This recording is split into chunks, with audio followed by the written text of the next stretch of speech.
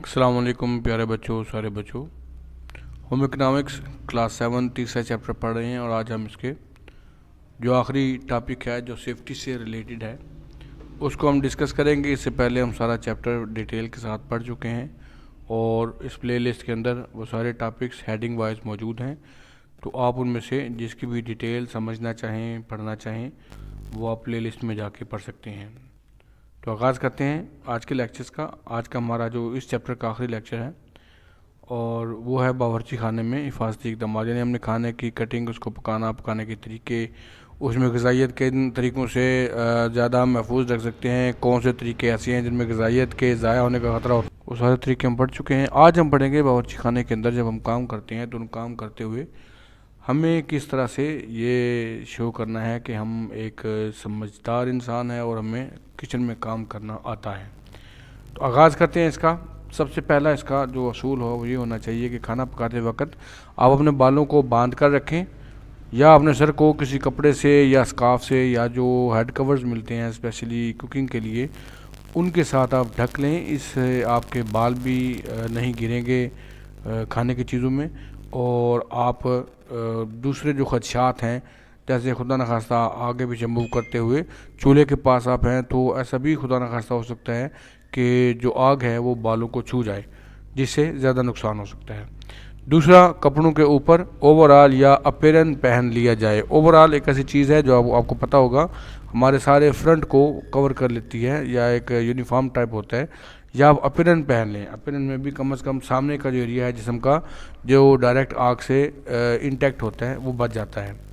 ताज़ा हवा और रोशनी का मुनासिब इंतज़ाम किया जाए, ये बहुत ज़रूरी है क्योंकि ज़ाहिर है कुकिंग में आपने ज़्यादा आग के साथ काम करना है, कमरे के अंदर हीट पैदा होगी और ख़ास तौर पे गर्मी के दिनों में हमें इसकी बहुत ज़्यादा ज़रूरत पड़ती है, वरना सफोकेशन या दम घुटने के जो मसाइल हैं उनका खुदा न खास्ता सामना करना पड़ सकता है। बावर्ची खाने का फ़र्श साफ़ और खुश्क होना चाहिए। कोशिश करें कि ये फ़र्श साफ़ भी हो, यानी कोई चीज़ नीचे गिरी हुई भी ना हो, और फ़र्श खुश्क भी हो। दोनों सूरतों में फिसलने का और फिसलने का गिरने का ख़तरा बहुत ज़्यादा होता है। और अगर खुदा न खास्ता ऐसा हो कि आपने कोई चीज़ गर्म उठाई हुई है, दूध है या हंडिया है, आप उसको मूव कर रहे हैं, पकी हुई हंडिया को या गर्म हंडिया को, दूध को, अगर आप स्लिप हो जाते हैं तो उससे नुकसान जो है वो खुदा न खास्ता बहुत ज़्यादा हो जाता है।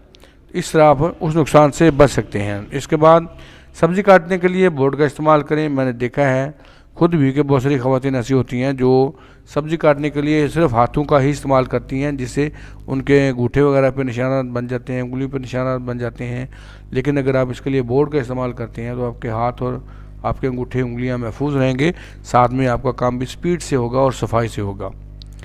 भारी पतीले वगैरह को नीचे के खानों में रखा जाए क्योंकि जितनी चीज़ें वज़नी होती हैं हम कोशिश करते हैं कुछ सबसे नीचे वाली कबर्ड जो ज़मीन के ऊपर हम फिट करवाते हैं ना, उसके ऊपर रखा जाए ताकि जो हैंगिंग वॉल्स हैं या जो हम ऊपर केबल्स हैंगिंग पोजीशन में लगवाते हैं उनके ऊपर वो वज़न को बर्दाश्त करने की सलाहियत उनकी कम होती है, वहाँ हम ना रखें बल्कि नीचे रखें।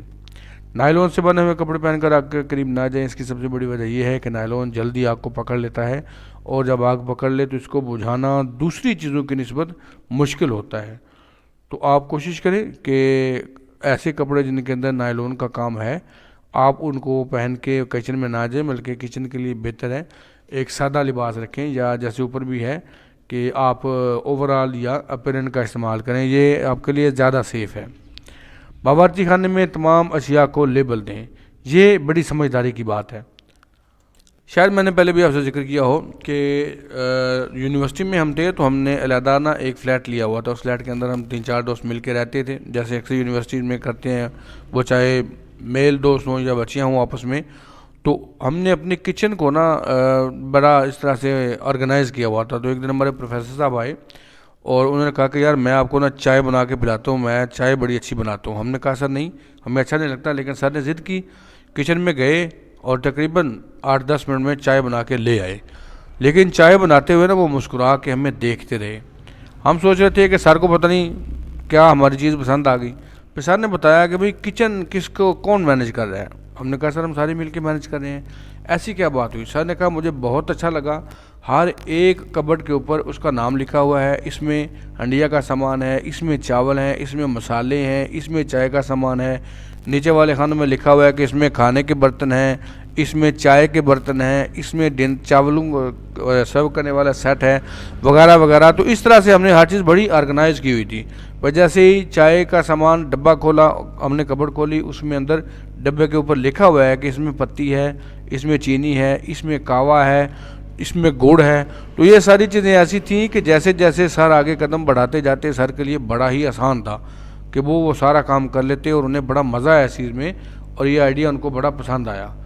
تو اس سے ایک تو جو کرنے والا ہے اس کا دماغ پتہ چلتا ہے کہ یہ کتنا ذہین ہے، یہ اپنی پڑھائی کو کس حد تک یہ استعمال کرتا ہے کہ اپنے کاموں کو آسان کرے، اور اپنے ساتھ ساتھ جو نیا بندہ ہے اس کے لیے بھی آسانیاں پیدا کرے. تو یہ بڑی اچھی بات ہے، تمام اشیاء کو لیبل کر لینا چاہیے. اس کے بعد چاقو، چھری اور دوسرے تیز دھار آلات بچوں کی دسترس سے دور رکھیں. یہ بڑا اہم، بڑا امپارٹنٹ ہے کہ یہ جو کٹلریز ہے یا جو لائٹر وغیرہ ہے آگ لگانے کے لیے، اس کے لیے ہم ایک علیحدہ سیکشن رکھیں، اور وہ سیکشن بچوں کی ہائٹ سے تھوڑا بلند ہو، تاکہ اگر بچے کوشش کریں بھی تو ان کے لیے تھوڑا سا مشکل ہو کہ وہ وہاں تک ایکسیس کر سکیں اور ان چیزوں کو نکال کے وہ بچے ہیں، ظاہر ہے ان سے غلطی کے امکانات زیادہ ہیں. تو اگر ہم بھی ان کو سپورٹ کریں گے ان دا فارم آف کہ ہم ان چیزوں کو کھلا چھوڑ دیتے ہیں، تو سمجھے کہ ان کی غلطی میں ان سے زیادہ ہمارا قصور ہوگا. تو یہ سمجھداری کی علامت نہیں ہوگی.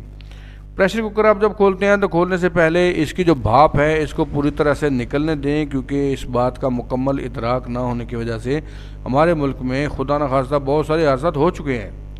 اور آئندہ آپ کو یہ ساری بکس پڑھانے کا، اس چیز کا ارلی نالج دینے کا، وقت سے پہلے بتانے کا مقصد بھی یہی ہے کہ آپ کو پہلے سے ایک طریقے کا پتہ ہو کہ میں نے پہلے پریشر کوکر کو پوری بھاپ اس کی نکلنے دینی ہے، جب بھاپ نکلنا بند ہو جائے پھر میں نے اس کو آرام سے کھولنا ہے.